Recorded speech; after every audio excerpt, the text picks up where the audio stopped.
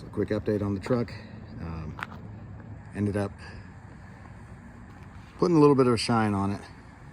Just the Vice Grip Garage Shine Juice, you know, linseed oil, boiled linseed oil, mineral spirits, and WD-40 trick. So that's makes the truck just look a little bit better, because we're going to go to Cars and Coffee here on Saturday. But cleaned it up a little bit. It's shining in the cul-de-sac here, so my neighbors don't hate me as much. They already do, I'm sure, but don't really care. Got the gauges working on the inside, everything except the the important ones like fuel and speedometer. I don't have those working yet, and won't have them working for the trip. Ended up replacing the tires. I had discount tire mount 4 new Cooper Cobras. Ended up doing some exhaust work to it. Just real short, easy stuff to do. Don't look at my welds. They are not like SEMA quality. By the way, that's right there is an old puddle of, I think it was gear oil on the subject of the former. Replaced the differential pinion seal and the U-joint straps, all 4 shocks. I went and did the upper and lower ball joints, tie rods on both sides. So I mean, you see a little bit of new stuff in there, a whole lot of old stuff, a whole lot less grease and grime and crap that was in there. But got that all done. Changed the oil, changed the trans fluid, changed the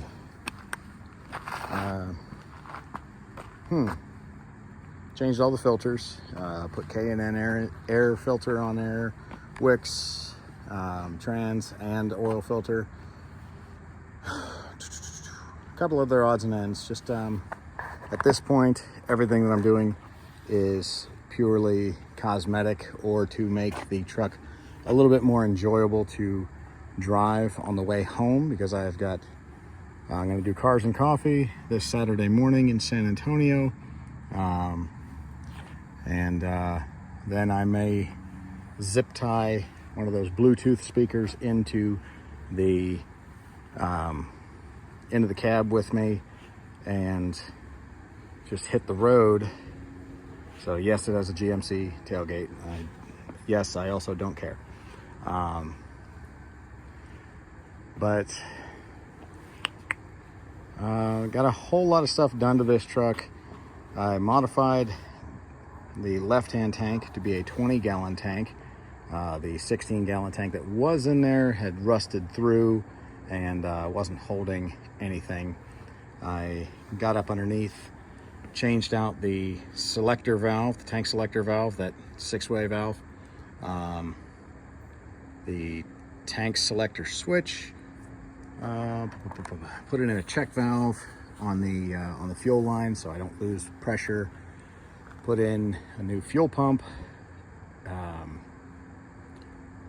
Most of this probably is due strictly to my own ineptitude, because what they don't tell you, they tell you that you can modify the fuel tank from a 20-gallon tank, from a 16-gallon tank to a 20-gallon tank by just replacing that tube. That is not the case. It actually moves the sending unit back, and there's some, I mean, yes, you have to replace that tube, obviously. You see it's a different setup, and it's further back, obviously. But it moves the sending unit further back on the truck. So if you look down in there, right there's the top of the sending unit. Well, the hard lines that run across the tank, or across the truck to the other side, end up dumping out way too far forward. So if you try to put in a flexible line from the sending unit to that hard line, it's going to kink. And that's going to, well, not allow you to get fuel. So it was a very frustrating process. And then I felt really, really unintelligent when I finally figured out what I did. But had the bed off twice. That's why I'm missing a bolt there and one back there. But I'm getting pretty good at taking this bed off. Had bed off twice to get that sorted out. Ended up modifying both the feed and return lines. The breather didn't need a whole lot of modification, but got that all done, got it all modified. Now it will pull fuel from both tanks, which is amazing. So I should only have to stop 700 times instead of 984 on the way home to Virginia. Again, this is a 350 small block, board 60 over, allegedly with a cam. It's got some Headman headers that dump into 2.5-inch collectors, which I didn't know. I thought it was 3-inch like my 68 is, but it's not.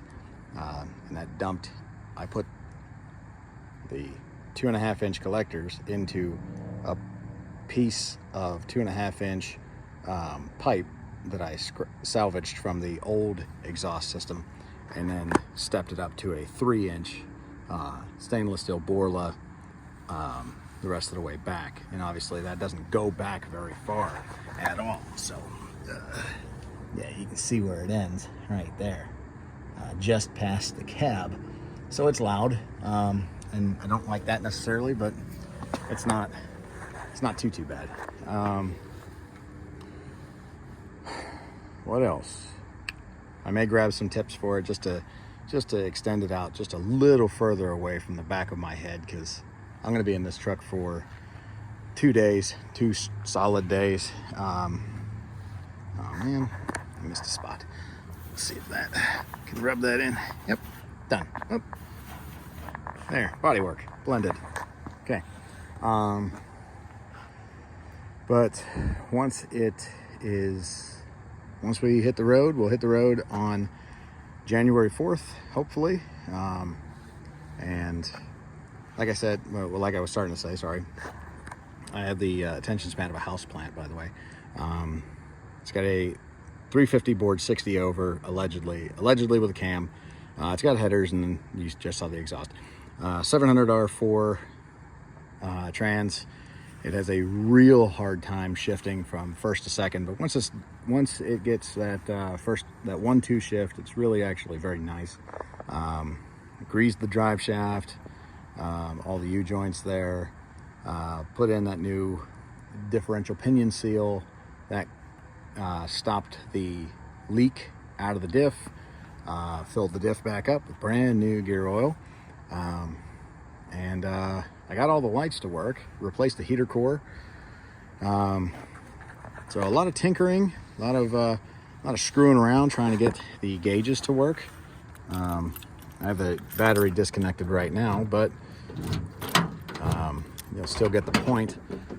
Ended up, I still have the aftermarket gauges there. Only the temperature gauge is hooked up right now, because I was able to get the voltmeter and the oil pressure, and then there is a sending unit in the engine block in between cylinder number 1 and 3, but who knows if it's working or if that's working. Don't know. It's not something I'm going to screw with right now. The odometer, speedometer doesn't work. It needs a new speedometer gear. I replaced the speedometer cable, so it's in there. Unfortunately, that speedometer gear is ground off inside the transmission, and I am not taking off the tail housing section of the transmission here. I have a lot more tools back in Virginia. I will screw around with it there, where I have the time and building to do it in. fuel gauges, they kind of work. They work when it's off.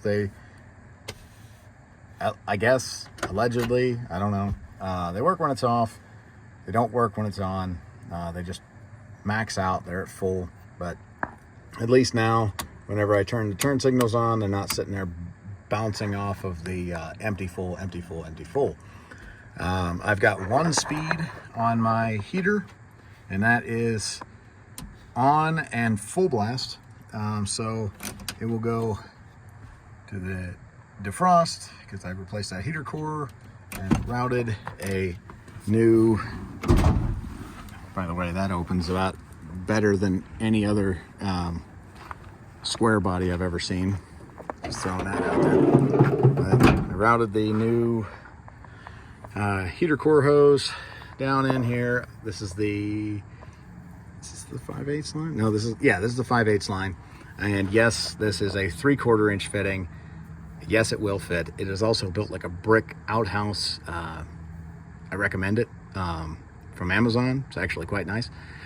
But this will allow me to turn the heater off, stop having that hot air going into the cab through the heater core, heating up the heater core. And when I have that shut there, it only gets hot to right about there.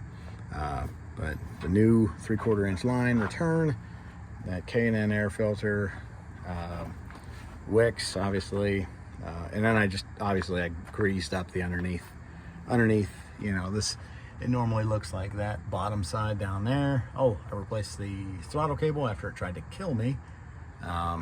So that's safety third. But it normally looks, like that spot that I missed. I'm gonna do some body work, paint work, sorry. There we go. Blending. Oh, and call Chip Foose, tell him he's out of a job. Sweet, okay. It's got style, it's got no substance. I've got to figure this nonsense out. This is JV League right here, but whatever. I'm not a professional at all, so I don't really care.